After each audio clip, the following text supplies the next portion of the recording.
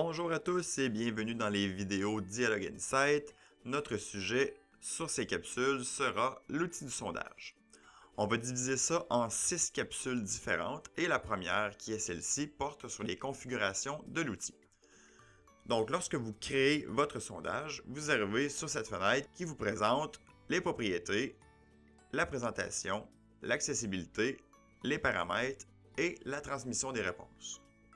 Sur le premier onglet, concernant les propriétés, tout ce qu'on a à venir définir ici, c'est le titre de notre sondage, par exemple, sondage de satisfaction. La description, elle, est facultative, mais elle apparaîtrait en dessous de votre titre dans votre sondage.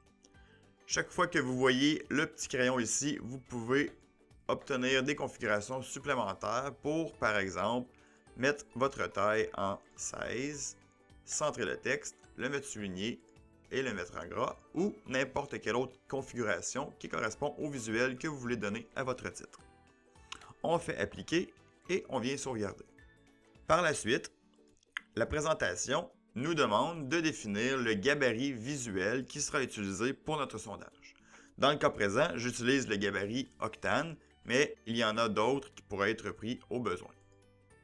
On a ensuite les options de numérotation et d'avancement pour numéroter les pages, les questions et pour afficher une barre de progression.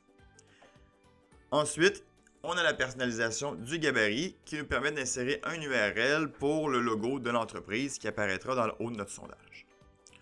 Encore une fois, on fait sauvegarder et finalement, on a l'accessibilité qu'on va devoir définir entre anonyme, invitation et privé. Si vous sélectionnez anonyme, lorsque vous allez publier le sondage, on va vous donner un URL que vous allez pouvoir mettre à l'endroit de votre choix. Par exemple, sur votre site web ou dans une infolettre.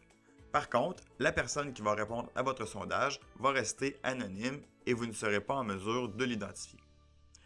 Le deuxième type, qui est invitation, lorsque vous allez publier le sondage, on va vous générer encore une fois un URL, mais que vous allez devoir insérer dans une infolettre. De cette façon-là, vous allez être en mesure d'identifier les contacts qui répondent à votre sondage.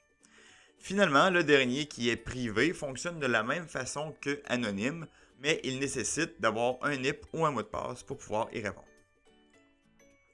Ensuite, on a des options de navigation et des options de sortie sur lesquelles on peut insérer un URL pour que on redirige le contact vers une page web lorsque le sondage est complété.